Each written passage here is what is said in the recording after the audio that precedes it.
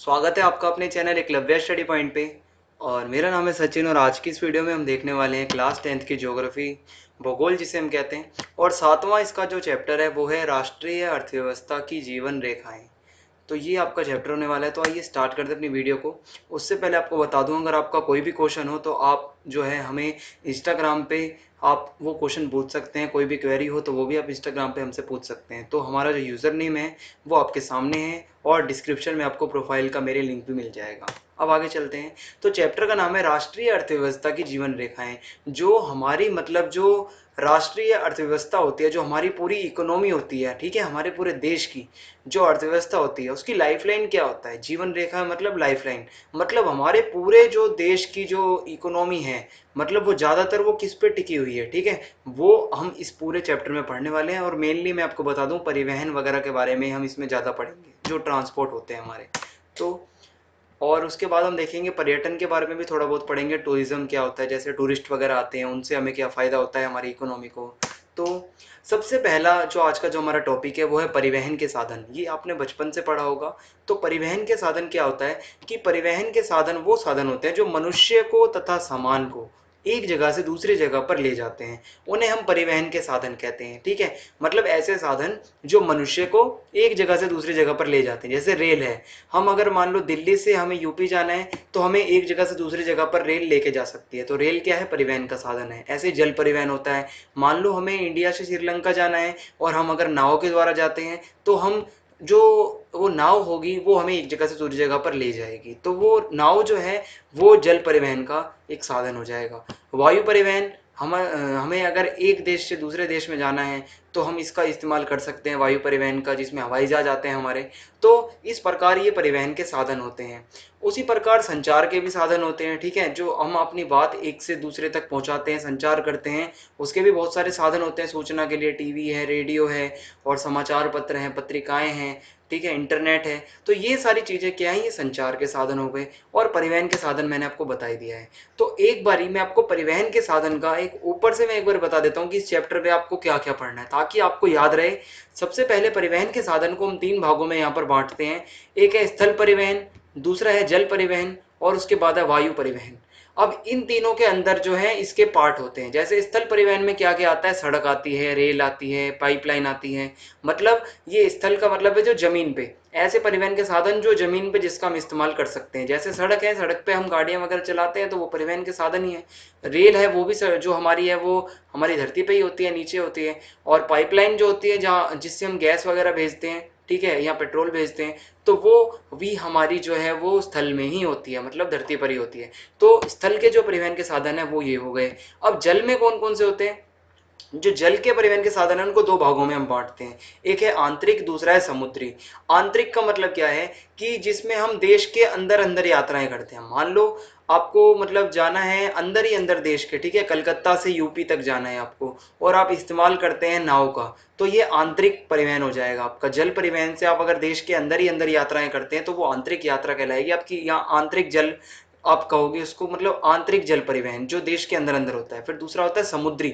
समुद्री में क्या होता है कि जब हम समुद्र के द्वारा कहीं जाते हैं, मान लो हम इंडिया से श्रीलंका चले गए, या इंडिया से अफ्रीका जाना है, इंडिया से ब्रिटेन जाना है जिसको हम कहते हैं इंग्लैंड, ठीक है, या हमें ऐसे दुबई तक जाना है, या कहीं भी हमें जाना है समुद्र के द्वारा, अगर हम समुद्र का यूज करते हैं तो वो हमारा समुद्री जल परिवहन हो जाएगा। तो इस प्रकार से दो भागों में हम जल परिवहन को बांटते हैं। ऐसे ही जो वायु परिवहन है वो भी आपका जो है दो प्रकार का, जो आपका दो प्रकार का होता है। एक होता है घरेलू, ठीक है, और एक होता है अंतर्राष्ट्रीय। अब जो घरेलू है वो दो प्रकार का होता है, निजी और सार्वजनिक। निजी का मतलब होता है प्राइवेट, सार्वजनिक का मतलब होता है गवर्नमेंट।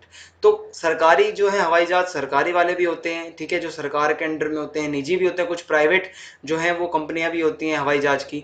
तो वो घरेलू का मतलब क्या होता है, डोमेस्टिक, जो एक देश के अंदर ही अंदर जाते हैं। जैसे आपको दिल्ली से कोलकाता जाना है, कोलकाता से चेन्नई जाना है, चेन्नई से मुंबई जाना है, तो ये आपका देश के अंदर ही अंदर अगर आप यात्रा करते हो तो ये आपके घरेलू परिवहन कहलाएंगे, वायु के, ठीक है। वायु के घरेलू मतलब जो है ये होंगे साधन वायु परिवहन के घरेलू, जिसमें हम देश के अंदर ही अंदर हम यात्राएं करते हैं। और ये दो प्रकार के होते हैं, निजी और सार्वजनिक, मतलब प्राइवेट और गवर्नमेंट। और अंतर्राष्ट्रीय वायु परिवहन क्या होता है, आप एक देश से दूसरे देश में अगर आप जाते हैं, ठीक है, या एक महाद्वीप से दूसरे महाद्वीप पे, तो जैसे मान लो आपको इंडिया से अमेरिका जाना है, तो आप क्या करेंगे, आप अंतर्राष्ट्रीय परिवहन का यूज़ करेंगे, इंटरनेशनल जो हवाई जहाज होते हैं उनका, जिसके द्वारा आप इंडिया से आप जा पाएंगे अमेरिका तक। तो ये हमारे परिवहन के साधन होते हैं मेनली, जो मैंने आपको बताए हैं, और इन्हीं को आपको आज के इस चैप्टर में अंदर से डीपली पढ़ना है। तो आइए स्टार्ट करते हैं।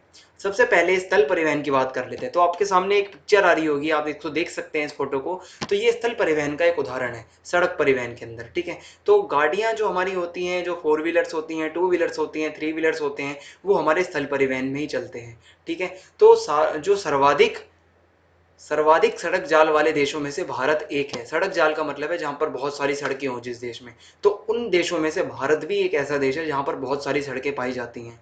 और भारत में सड़क परिवहन रेल से भी पहले चालू हुआ था। मतलब हमारे यहाँ पर जो परिवहन का सबसे पुराना साधन है वो सड़क परिवहन है, ठीक है। मतलब सड़कों द्वारा ही लोग आने जाने के लिए इस्तेमाल सड़कों को करते थे, और ये रेल के भी आने से पहले है। रेल तो काफ़ी लेट आई है, रेल अंग्रेज लेके आए थे। तो ये सड़क परिवहन काफ़ी पुराना और प्राचीन हमारा परिवहन है।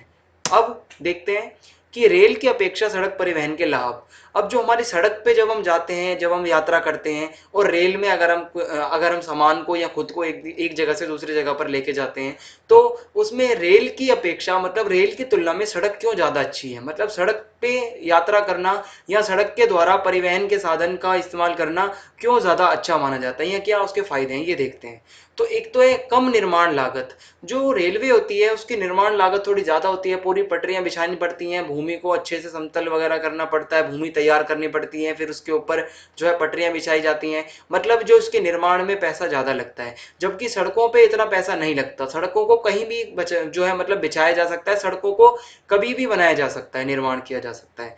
और सड़कों को जो है ऊबड़ खाबड़ भूभागों पर भी हम सड़कें बना सकते हैं। मान लो पहाड़ी इलाका है, आपको पहाड़ की चढ़ाई करनी है, तो आप किसका इस्तेमाल करोगे? रेल तो आपकी पहाड़ पे चढ़ेगी नहीं ऊपर, आपका जो है सड़क ही आपको काम आएगी। तो ऊबड़ खाबड़ अगर कोई इलाके हैं तो वहां पर सड़कें ही काम आती हैं। देखो, अगर ऊबड़ खाबड़ इलाका है, वहां तो एक तो रेल आपकी चलेगी नहीं बिल्कुल भी, जल परिवहन का तो कोई मतलब भी नहीं बनता वहां तक जाने का। और अगर अब आपको पहाड़ों पर अगर ऊपर किसी के घर तक जाना है, सामान की डिलीवरी करनी है या सामान लेके जाना है, तो आप हवाई जहाज भी लेके किसी के घर पे नहीं जा सकते। तो आपको लास्ट में क्या काम आता है? सड़क परिवहन, ठीक है। तो सड़क परिवहन काफी इंपॉर्टेंट होता है और काफी अच्छा होता है, और कम व्यक्तियों तथा कम दूरी के लिए ये कम खर्चीला है। मतलब अगर आपको यात्रा करनी है, आपको एक जगह से दूसरी जगह पर जाना है, और आप संख्या में कम हो, तो आप अब मान लो एक व्यक्ति है या दो व्यक्ति हैं, दो व्यक्तियों को अगर जाना है एक जगह से दूसरी जगह पर, ठीक है, अगर उनको एक जगह से दूसरी जगह पर जाना है और अगर वो सड़कों का इस्तेमाल करते हैं, तो उनके लिए वो कम खर्चीला होगा। अगर हमें एक जगह से दूसरी जगह पर जाना है और कम दूरी पर है, मान लो आपको दिल्ली के अंदर ही अगर कहीं जाना है, आपको साकेत से महरौली जाना है या नई दिल्ली से आपको पुरानी दिल्ली तक जाना है, तो आप रेल का इस्तेमाल नहीं कर सकते वहाँ पे, ना आप वायु परिवहन का इस्तेमाल कर सकते हो इतनी कम दूरी के लिए। तो जो कम खर्चीला और कम दूरी के लिए सबसे जो बेहतर साधन है वो आपका सड़क परिवहन है। और ये जो है घर घर तक सेवाएं उपलब्ध करवाता है। मतलब आप डोर टू डोर जा सकते हो इसके द्वारा। अब आपको किसी अपने रिलेटिव के घर जाना है, मान लो आप दिल्ली में रहते हो, आपको अपने रिलेटिव के घर जाना है कहीं भी, तो आप सड़क का इस्तेमाल करके सीधा घर तक जाओगे। आप रेल लेके तो उनके घर तक नहीं जा पाओगे, ठीक है, ना ये संभव है। ना आप वायु परिवहन का यूज करके जाओगे। तो आपको अगर घर घर तक किसी के जाना है, तो उसके लिए सिर्फ सड़क का ही हम इस्तेमाल कर सकते हैं। और सामान को चढ़ाने और उतारने के लिए भी सड़क परिवहन काफी अच्छा होता है। सड़क परिवहन में इसकी लागत भी कम आती है। वहीं अगर आप जल परिवहन में सामान को लादोगे उतारोगे, तो उसके चार्जेस ज़्यादा आते हैं। वायु परिवहन में अगर सामान को चढ़ने और उतारने की बात करें, तो वहाँ पर भी प्राइस इसका मतलब जो रेट है वो काफ़ी ज़्यादा है, ठीक है, जो मतलब जिसमें पैसा लगता है, चार्जेस। और यह अन्य परिवहन के साधनों से हमें जोड़ता है। मतलब अगर आपको रेलवे स्टेशन तक भी जाना है, तो आप सड़कों का ही इस्तेमाल करके जाओगे। हवाई जहाज में मतलब अगर आपको हवाई अड्डे तक जाना है, तो भी आप इसी का इस्तेमाल करके जाओगे। जल परिवहन के लिए अगर आपको जाना है, अगर आपको समुद्र तक जाना है, तब भी आप सड़क का ही इस्तेमाल करके वहां तक चल के जाओगे या कैसे भी जाओगे। तो इस प्रकार हम देख सकते हैं सड़क परिवहन के लाभ कितने ज़्यादा हैं, और रेल परिवहन की जो अपेक्षा ये काफ़ी अच्छा है।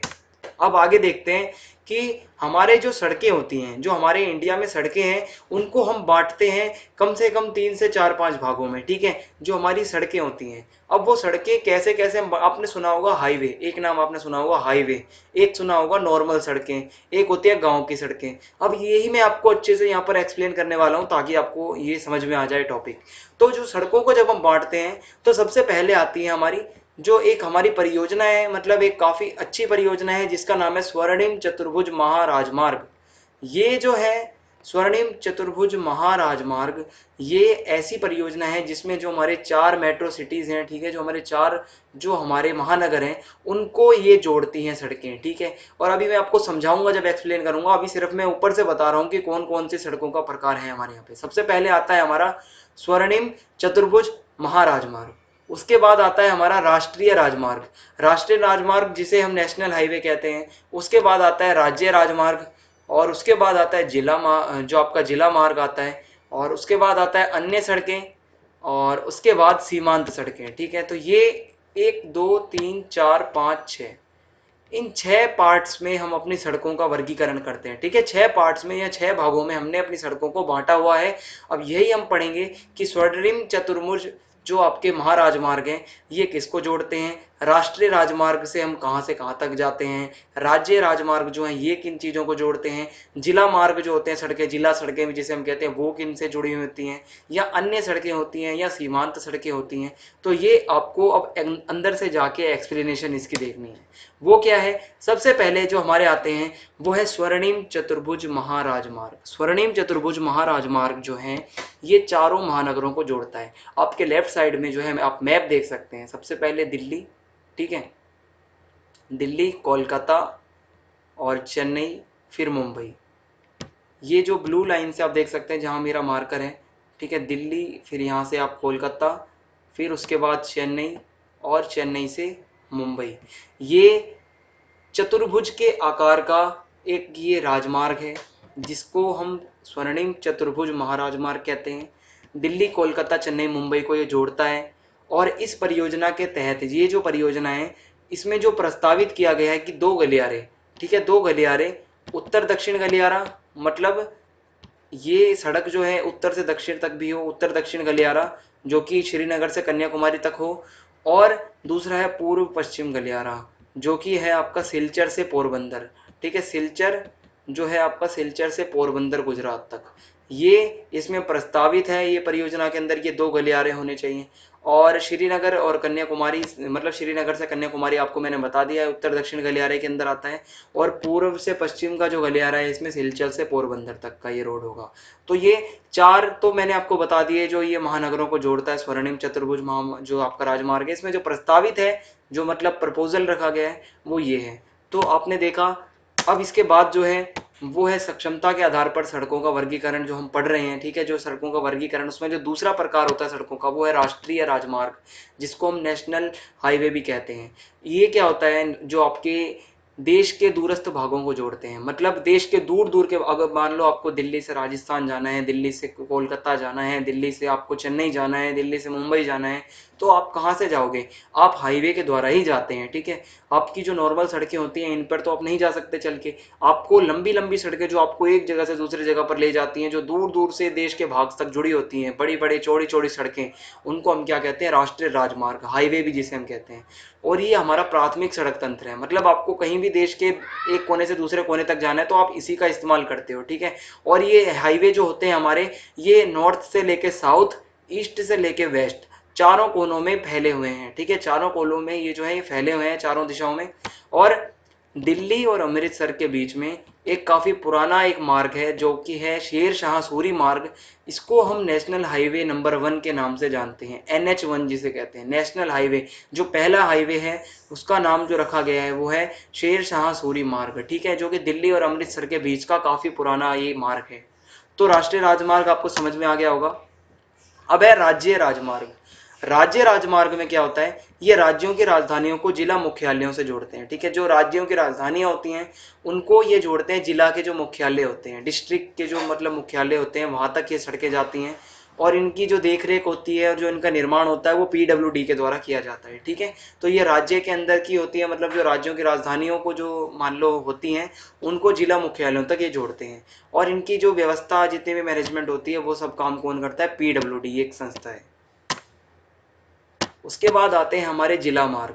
जिला मार्ग जो होते हैं ये जिले के विभिन्न प्रशासनिक केंद्रों को जिला मुख्यालयों से जोड़ते हैं, मतलब ये जो सड़कें होती हैं, ये जो जिला मार्ग होते हैं, ये क्या करती हैं, जो जिले के विभिन्न प्रशासनिक केंद्र होते हैं, ठीक है, जो कि काफ़ी इंपॉर्टेंट जगह होती हैं, उनको जिला मुख्यालयों से जोड़ती हैं, और इनकी व्यवस्था, इनकी मैनेजमेंट जो है वो कौन करता है, जिला परिषद। तो ये हो गया आपका जिला मार्ग। अगला जो है वो है अन्य सड़कें। अन्य सड़कें मतलब अदर रोड्स, मतलब जो अन्य सड़कें जो बचती हैं, जैसे गांव की सड़कें। गांव की सड़कें क्या होती है, गांव को शहरों से जोड़ती हैं। और एक योजना है, एक परियोजना है जो है कि प्रधानमंत्री ग्रामीण सड़क परियोजना। प्रधानमंत्री ग्रामीण सड़क परियोजना के तहत मतलब सड़कों को बनाने का और सड़कों को और बढ़ाने का इसमें ये मतलब बात कही गई है, इसमें बात कही गई है। और इन सड़कों के विकास को प्रोत्साहन मिला है। मतलब ये जो गांव की सड़कें हैं, इनको अब जो प्रोत्साहन मिला है वो किस परियोजना के कारण मिला है, वो है प्रधानमंत्री ग्रामीण सड़क परियोजना, जिसके तहत गांव में सड़कों को बढ़ाने के पे जो है जोर दिया गया है। अन्य सड़कों के बाद जो आती हैं वो है सीमांत सड़कें। सीमांत सड़कें क्या होती हैं, ये उत्तर और उत्तर पूर्वी जो सीमावर्ती क्षेत्र हैं, जो हमारे बॉर्डर के इलाके हैं, ऊपर बिल्कुल नॉर्थ साइड में जो बॉर्डर के इलाके हैं, और जो उत्तर पूर्वी भारत में जो बॉर्डर के इलाके हैं, ठीक है, उनकी जो सड़कों को ये जोड़ती हैं सीमांत सड़कें। और सीमा सड़क संगठन जो है इनका निर्माण करता है, इन सड़कों का, और इनकी देखरेख करता है। सीमांत सड़कों का निर्माण कौन करता है, सीमा सड़क संगठन। और इनका निर्माण और इनका जो रखरखाव है वो भी यही करता है। और ये सड़कें जो है किसको जोड़ती हैं, उत्तर और उत्तर पूर्वी इलाकों में जो बॉर्डर की सड़कें होती हैं उनको। तो सीमांत सड़कें हमारा हो गया। अब जो है वो है रेलवे। अगला जो हमारा परिवहन का साधन है वो है रेलवे।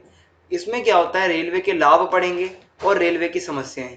तो रेलवे के जो लाभ हैं वो है वस्तुओं तथा यात्रियों के परिवहन का मुख्य साधन है। ठीक है, आपने सुना होगा रेल सबसे ज्यादा फेमस है इंडिया में, जो कि हमारी वस्तुओं को भी एक जगह से दूसरी जगह पर ले जाती है। मालगाड़ी भी होती है और यात्रियों की गाड़ी भी होती है, और अनेक कार्यों में ये बहुत ज़्यादा हेल्पफुल होती है जो हमारी रेल होती है। जैसे व्यापार करने के लिए, भ्रमण मतलब घूमने के लिए, तीर्थ यात्रा करने के लिए रेल का इस्तेमाल करते हैं। लंबी दूरी तक अगर हमें सामान लेके जाना है मालगाड़ी से तो हम रेल का इस्तेमाल करते हैं। और ये देश के विभिन्न हिस्सों को आपस में जोड़ती है, मतलब देश के कोने कोने को रेल के द्वारा हम मतलब रेल के द्वारा हम देश के कोने कोने तक हम जा सकते हैं। ठीक है, तो रेल के ये लाभ हो गए। अब इसमें कुछ समस्याएं भी होती हैं, जैसे कुछ लोग बिना टिकट की यात्रा करते हैं, और रेलवे के अंदर चोरी और रेलवे संपत्ति के नुकसान का बहुत ज्यादा खतरा होता है, चोरी का भी, और अंदर तोड़फोड़ का खतरा भी होता है। और बिना वजह लोग जो होते हैं चेन खींचकर रेल भी रोक देते हैं। तो ये कुछ समस्याएं रेलवे परिवहन के आगे आती हैं, और ये मैंने आपको बता दिया कि रेलवे में लाभ क्या है और इसकी समस्याएं क्या है। कुछ फैक्ट्स बताऊंगा आपको, कुछ जानकारी की बात रेलवे के बारे में। भारत में पहली रेल जो है वो 1853 में चली थी, जो कि मुंबई से ठाणे के बीच चलाई गई थी, जिसकी दूरी कितनी थी, 34 किलोमीटर। ये आपको फैक्ट याद रखना है, आपको क्लास 12th तक ये काम आएगा। और भारतीय रेल जो भारतीय रेल का जो पूरा ये एक संगठन है, ठीक है, भारतीय रेल का जो परिवहन है, ये भारतीय रेल परिवहन को हम 16 मंडलों में बांटते हैं। ठीक है, 16 प्रखंडों में इसको हम बांटते हैं, 16 पार्ट्स में इसको हम डिवाइड करते हैं, जो भारतीय रेल का जो पूरा एक स्ट्रक्चर है। और रेल की जो दो पटरियां होती हैं उनके बीच की जो दूरी होती है उसको हम गेज कहते हैं। एक और जानकारी की बात है कि जो रेल की जो दो पटरियां होती हैं उनके बीच की दूरी को हम गेज कहते हैं। ठीक है, तो ये कुछ जानकारी की बात थी जो मैंने आपको बताई। अब देखेंगे जो अगला परिवहन का साधन है वो है पाइपलाइन। पाइपलाइन क्या होता है कि आपको एक बार पहले पाइपलाइन की फोटो दिखा देता हूँ। ये पाइपलाइन होती है, मतलब पाइप के अंदर से जो है हम गैस को, नेचुरल गैस को या पेट्रोल को, इसको हम भेजते हैं। ठीक है, पाइपलाइन के द्वारा। अब इसकी खासियत क्या है देखते हैं, इसका प्रयोग किस काम में किया जाता है। तो पहले जो है शहरों में उद्योग तथा घरों में पानी पहुंचाने के लिए इनका उपयोग किया जाता था पहले के समय में। ठीक है, घरों में जो, और मतलब उद्योगों में आपको पता है पाइप के द्वारा ही हमारे घर तक पानी आता है। और अब जो है इसका इस्तेमाल किया जाता है कच्चे तेल के रूप में, मतलब कच्चे तेल के परिवहन के लिए, और पेट्रोल के लिए, पेट्रोल हम भेज सकते हैं, कच्चा तेल इसमें से भेज सकते हैं, या प्राकृतिक गैस हमारी, इससे हम उसका जो है हम भेज सकते हैं। और हम कह सकते हैं उर्वरक कारखानों तथा ताप विद्युत गृह तक इसको हम पहुंचा सकते हैं, प्राकृतिक गैस को इसके द्वारा, मतलब प्राकृतिक गैस को हम इसके अंदर से ले जा सकते हैं। और ठोस पदार्थ को तरल अवस्था में परिवर्तित करके हम पहुंचा सकते हैं। मान लो कोई भी ठोस पदार्थ है, उसको हम लिक्विड के अंदर बदल के और हम इसको पाइपलाइन में से हम भेज सकते हैं। जैसे हमारा पानी आता है वैसे हम कोई भी पदार्थ को हम तरल में करके, लिक्विड में करके, और हम पाइपलाइन में उसको हम भेज सकते हैं। अब जो भारत के अंदर तीन जो जाल हैं, मतलब तीन जो मेन पाइपलाइन के जो जाल बिछे हुए हैं वो है, पहला है असम से कानपुर तक है, दूसरा है गुजरात से जालंधर तक, और तीसरा है गुजरात के हजीरा से विजयपुर तक होते हुए और जगदीशपुर तक। ये सबसे ज़्यादा फेमस है गुजरात का, जो कि गुजरात के हजीरा से विजयपुर होते हुए जगदीशपुर तक ये जाल पूरा फैला हुआ है। तो 3 महत्वपूर्ण जाल हैं भारत के अंदर पाइपलाइन के। पाइपलाइन का प्रयोग मैंने आपको बता दिया है, पानी पहुंचाने के लिए पहले होता था, अब जो है पेट्रोल, कच्चा तेल, प्राकृतिक गैस या ठोस पदार्थ को लिक्विड में करके भेजने के लिए इसका प्रयोग किया जाता है। आगे बढ़ेंगे। अब है जल परिवहन। पानी का जो आपका वाटरवेज जो हमारे होते हैं, ठीक है, जलमार्ग जिसे हम कहते हैं, या जल परिवहन जो हमारे जल के अंदर परिवहन के साधन है।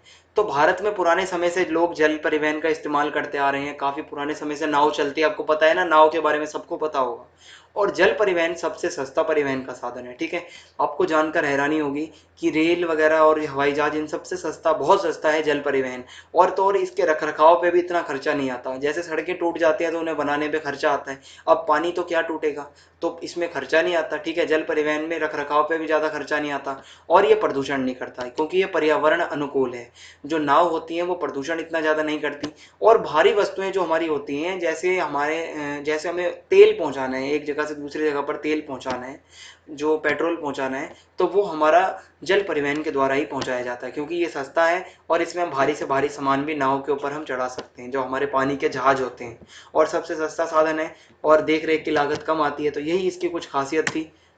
अब देखते हैं जो हमारे कुछ जल मार्ग हैं। जैसे हमारे राजमार्ग होते हैं, महामार्ग होते हैं, रोड सड़कें होती हैं, वैसे जो हमारे जलमार्ग भी होते हैं, ठीक है, पानी के अंदर भी हमारे हाईवे होते हैं। तो जैसे राष्ट्रीय जलमार्ग जो है, जो पहला है वो है हल्दिया से तथा इलाहाबाद के बीच में, जो हमारा जल मार्ग है, ठीक है, जो पानी का मार्ग है, हल्दिया से इलाहाबाद के बीच में, जो कि 1620 किलोमीटर लंबा है। दूसरा जो हमारा जलमार्ग है राष्ट्रीय, वो है सदिया और धुबरी के बीच में, जो कि 891 किलोमीटर लंबा है। तीसरा जो हमारा राष्ट्रीय जलमार्ग है वो है केरल में पश्चिम तटीय नहर, ये नहर के द्वारा ये जलमार्ग बना हुआ है, जो कि 205 किलोमीटर लंबा है। अगला जो हमारा जो राष्ट्रीय जलमार्ग है वो है काकीनाडा और पुदुचेरी नहर स्ट्रेच के साथ साथ गोदावरी और कृष्णा नदी का विशेष विस्तार। मतलब इन सब का इस्तेमाल करते हुए हम जलमार्ग का यूज़ करते हैं, इन सब नदियों का और नहरों का, और ये 1078 किलोमीटर लंबा है। उसके बाद जो हमारा पांचवा राष्ट्रीय जलमार्ग है वो है मातई नदी और महानदी के जो डेल्टा चैनल, और ब्राह्मणी नदी और पूर्वी तटीय नहर के साथ का, और जो ब्राह्मणी नदी का जो विस्तार है। मतलब इन सब चीज़ों का, इन सब नदियों का, और मतलब इन सब का इस्तेमाल करके हम इस जलमार्ग का यूज़ करते हैं, और ये 588 किलोमीटर लंबा जलमार्ग है। तो ये भारत के कुछ राष्ट्रीय जलमार्ग थे जो कि काफ़ी फेमस हैं और आपको याद होने चाहिए। अब कुछ समुद्री पत्तन के नाम आपको बताऊंगा। समुद्री पत्तन जो हमारे सी पोर्ट होते हैं, ठीक है, जहाँ पर जो पत्तन, जहाँ पर हमारे पानी के जहाज आके खड़े होते हैं, ठीक है, और वहीं से चलते हैं। तो पत्तन जो पहला है वो है कांडला पत्तन, जो कि गुजरात में है। और इसका महत्व क्या है, ये स्वतंत्रता के बाद जब भारत आज़ाद हुआ तो इसका विकास सबसे पहले किया गया। उसके बाद है मुंबई पत्तन, जो कि महाराष्ट्र में है, और ये सबसे बड़ा पत्तन है भारत का। तीसरा है मारमा गांव पत्तन, जो कि गोवा में है, और ये 50% जो है ये लोहे का जो है निर्यात करता है, लोहा है इसका। और न्यू मैंगलोर पत्तन है जो कि कर्नाटक में है। और अगला है कोची पत्तन, जो कि केरल में है, जो कि लेगून के मुहाने पर स्थित एक प्राकृतिक पत्तन है। मतलब ये एक प्राकृतिक पत्तन है, प्राकृतिक रूप से बना हुआ है। फिर है तूतीकोरिन, जो कि तमिलनाडु के अंदर एक पत्तन है, ये भी एक प्राकृतिक पत्तन है। और चेन्नई है, जो कि तमिलनाडु में है पत्तन, और ये सबसे पुराना कृत्रिम पत्तन है। कृत्रिम का मतलब होता है जो हाथों से बनाया गया हो, ठीक है, जो कि पहले पत्तन ना हो और वहां पर उस जगह पे पत्तन बनाया जाता है, तो वो कृत्रिम पत्तन कहलाता है। ये अंग्रेजों ने बनाया था। फिर है विशाखापट्टनम पत्तन, जो कि आंध्र प्रदेश में है, और ये सबसे गहरा पत्तन है।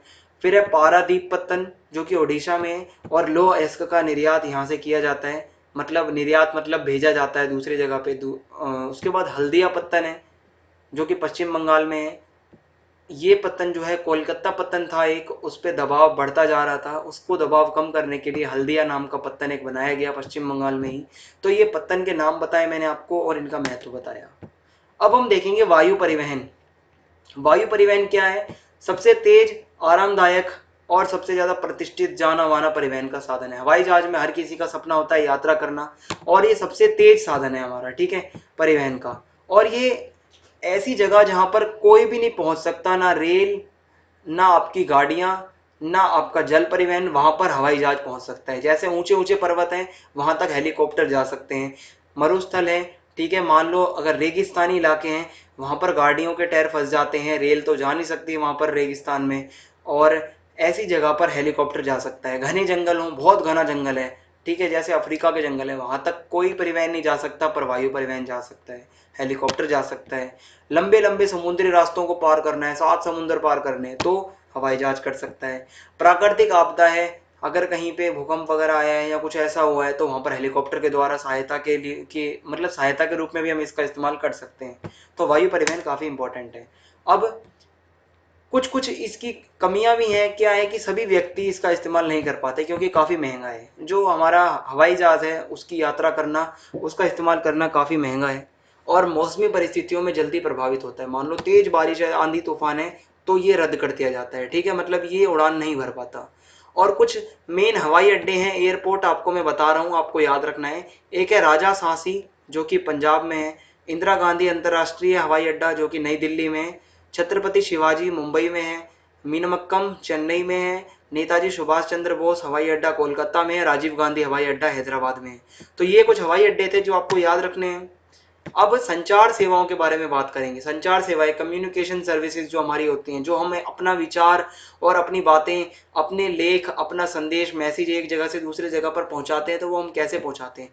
तो आपको पता है पहले के समय में काफ़ी देर से अगर मान लो पहले जो है इतना मैसेजिंग वगैरह नहीं होती थी, तो चिट्ठियों का प्रयोग होता था। पर धीरे धीरे जैसे सूचना और संचार का विकास हुआ है, संदेश भेजने और प्राप्त करने की स्पीड तेज हो गई है। अब हमारे फ़ोन में व्हाट्सएप्स हैं, इंस्टाग्राम है, मैसेजेस हैं, तो हम एक क्लिक में हम अपने मैसेज को 1 सेकंड में पहुंचा सकते हैं दूसरे तक। लेकिन पहले चिट्ठी भेजने में 2-2, 4-4, 5-5 दिन लग जाया करते थे, अगर और जगह दूर है तो 10 दिन भी लग जाया करते थे। तो अब जैसे जैसे सूचना संचार का विकास हुआ है, तो ये स्पीड बढ़ गई है। और जो संचार सेवाएं हैं, जैसे हमारी रेडियो है, समाचार है, सिनेमा घर है, प्रेस है, दूरदर्शन है, ठीक है, टीवी वगैरह जिसे हम कहते हैं, तो ये हमारे संचार के साधनों में आते हैं। और डाक तंत्र है, जिसमें हम पार्सल भेजते हैं, अपने निजी पत्र आज भी लिखे जाते हैं, अगर आपको लेटर भेजना है किसी को, ठीक है, तो हम डाक तंत्र का यूज़ करते हैं, जो पोस्ट ऑफिस होता है हमारा। और गांव गांव तक अब एसटीडी की सेवा है, जिससे वो कॉल कर सकते हैं गांव के लोग एक जगह से दूसरी जगह पर।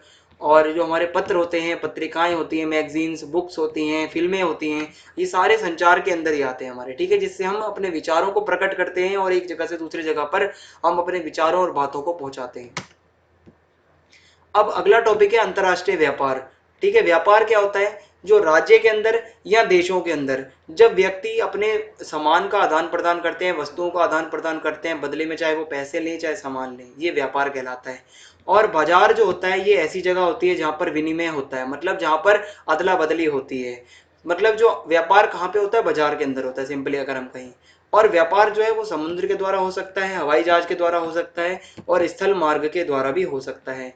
संसाधनों की उपलब्धता जो है वो क्षेत्रीय है। इसका मतलब है हमारी पूरी दुनिया में हर जगह एक जैसे संसाधन नहीं है। अब भारत में मान लो इतना ज़्यादा पेट्रोल नहीं है, तो भारत को आयात करना पड़ता है, चाहे वो सऊदी अरब से करे, चाहे कहीं से भी करे, ईरान से करे, उसको क्या है, आयात करना पड़ता है। आयात का मतलब है खरीदना किसी से, ठीक है। तो हमें संसाधनों की उपलब्धता क्या है? क्षेत्रीय है, मतलब अलग अलग क्षेत्रों में अलग अलग संसाधन है। अब ऐसे में क्या होता है, व्यापार की जरूरत पड़ती है, क्योंकि व्यापार नहीं करेंगे तो हम तक पेट्रोल नहीं आ पाएगा।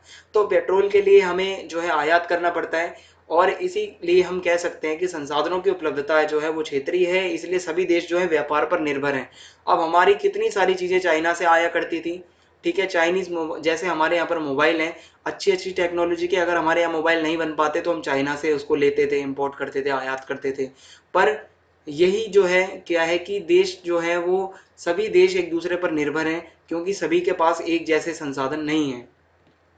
और आयात और निर्यात व्यापार के घटक हैं। मतलब व्यापार में दो ही चीजें होती हैं, या तो आयात होता है या निर्यात होता है। आयात का मतलब होता है खरीदना, निर्यात का मतलब होता है बेचना। समझ गए? अब अगला आपका जो टॉपिक है वो है पर्यटन। पर्यटन को कहते हैं हम टूरिज्म। टूरिज्म आपको समझा दूं, अंग्रेज हमारे देश में घूमने आते हैं, ताजमहल देखते हैं, हुमायूं का मकबरा देखते हैं, और आपका लाल किला देखते हैं, गुरुद्वारा देखते हैं, और मंदिर देखते हैं, इस्कॉन टेम्पल देखते हैं, मतलब बहुत जगह, लोटस टेम्पल देखते हैं, हर जगह वो अपना टूर करते हैं। उससे हमें क्या फ़ायदा होता है मैं आपको बताऊं। अगर आप जाओगे लाल किला साइड में या कोई भी ऐसे ऐतिहासिक स्थल पे, तो आपकी टिकट मात्र 30-40 रुपये लगेगी। और अगर अंग्रेज आते हैं वहाँ पर उनकी टिकट 300-400 रुपये लग जाती है, 500-500 तक भी लगती है बहुत जगह पे। तो उनसे हमें फ़ायदा होता है, हम अपने पर्यटन मतलब पर्यटन का मतलब होता है टूरिज्म, ठीक है, तो उससे हम पैसा भी कमाते हैं, हमारा जो देश है उससे काफ़ी फ़ायदा होता है हमारे देश को, जब अंग्रेज या दूसरे लोग विदेशी लोग हमारे देश में घूमने आते हैं, टूरिज्म के लिए आते हैं। और विदेशी पर्यटकों की संख्या में धीरे धीरे अब वृद्धि हो रही है। बहुत आप जाओगे, अगर कोई मान लो इंडिया गेट चले जाओ या कहीं भी आप ऐसी जगह जाते हो तो आप देखोगे बहुत सारे अंग्रेज होते हैं। तो धीरे धीरे उनकी संख्या में वृद्धि हो रही है जो भारत में घूमने आते हैं।